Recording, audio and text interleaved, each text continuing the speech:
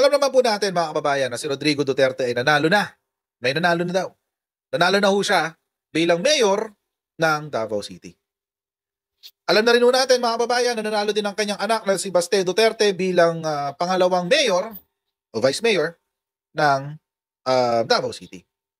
At nanalo pa rin po, no? Nakagulat, kahit na abusado at manyakis, si Pulong ay nanalo din na congressman ng 1st District ng Davao City. Goes to show, mga kababayan, na ang Davao City always chooses their poison. Oo. So, isa na lang po masasabi ko dyan.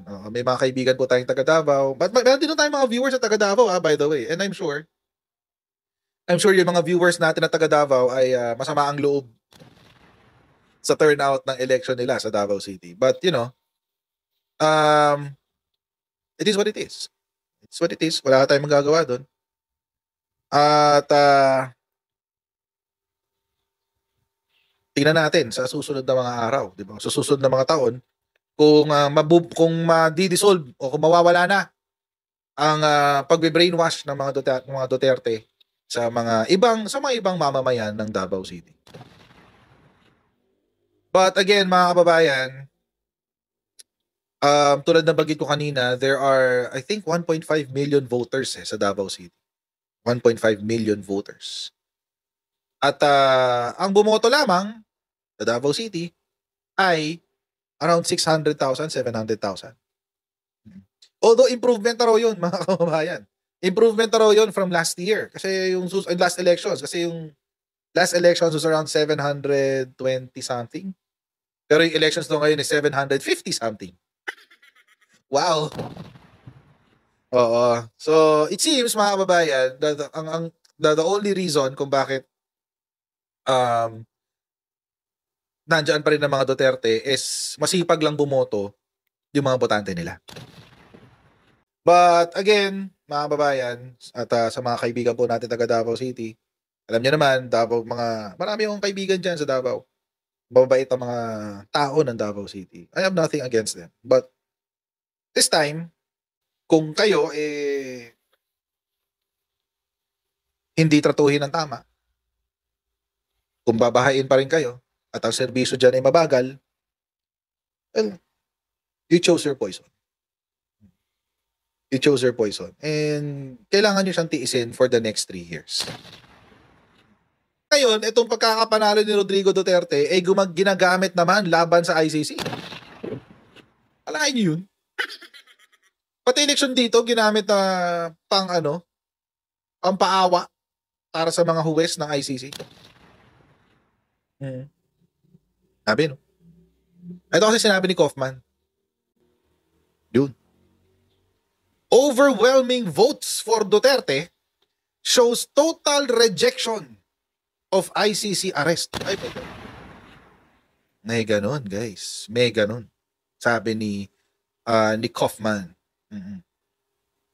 The overwhelming votes that former President Rodrigo Duterte garnered in the 2025 midterm election shows the public's total rejection of the government's move to attempt to stamp out his legacy, his lawyer said on Tuesday. Oo.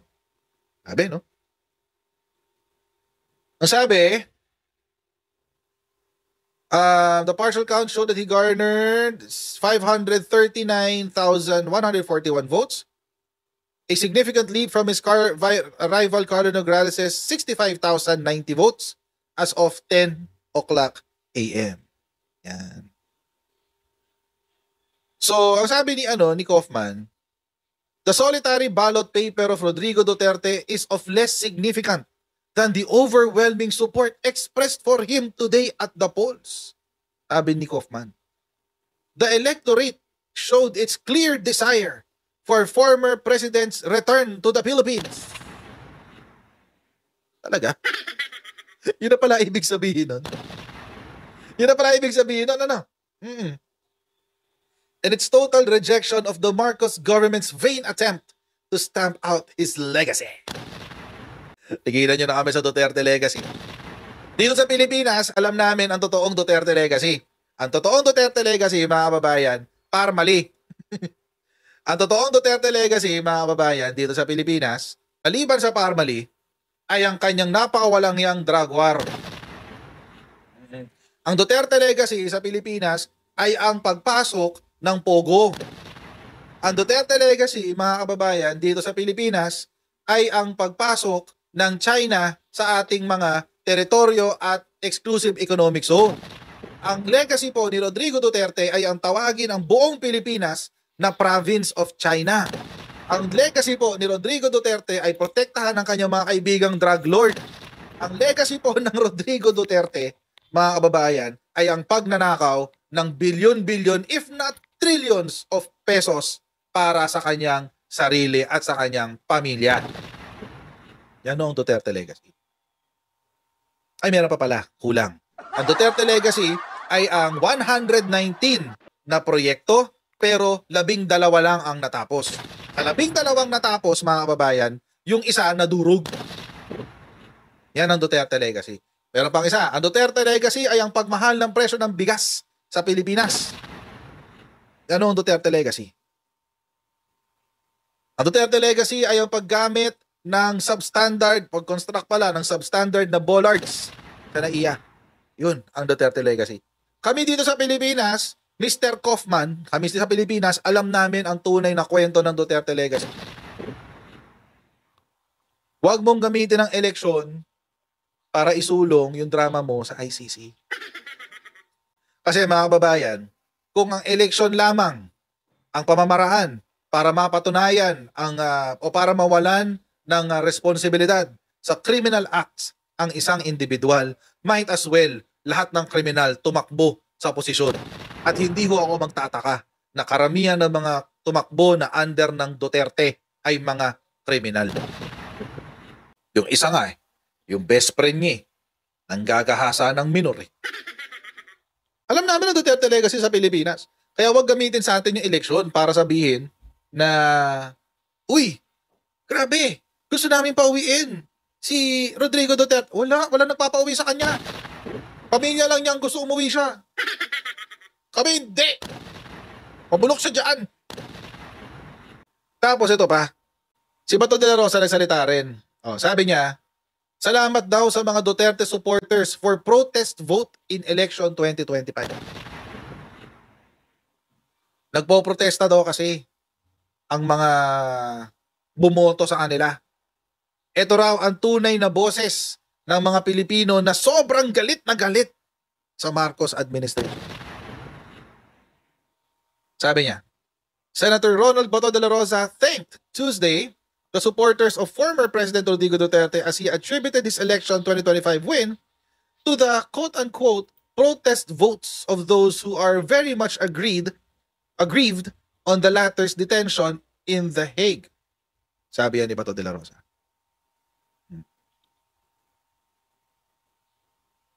Yung pag-angat natin dito sa results ay talagang it came with a very heavy price. At ito yung freedom ni Pangulong Duterte. So ibig sabihin pala, pinlano nyo na ipakulong si Rodrigo Duterte para makapasok kayo. So, wait, di ba matagal lang usap-usapan na mayroong traidor sa grupo ng mga Duterte? Diba? Alam natin yun na mayroong tumraidor. So, is this a sign? Is this a sign? Or is this a clue kung sino yung tumraidor kay Rodrigo Duterte? Kasi ang sabi niya, yung pag-angat daw nila sa survey ay kanyang inattribute o kanyang, sinasabi niya, ang dahilan daw dito ay yung pagbabayad nila. Oo. Ano daw yung ibinayad nila para umangat sila sa survey? Yung kalayaan ni Pangulong Duterte.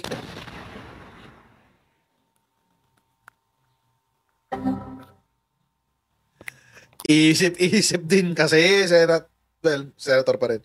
Senator Bato. Oo, isip-isip din kasi sa mga binabatong salita. So, totoo nga ang chismis na kayo ang tumraidor kay Digong. Bigla tayong umangat ng husto sa survey after nila hinuli at ibinyahe si Pangulong Duterte dun sa dahig.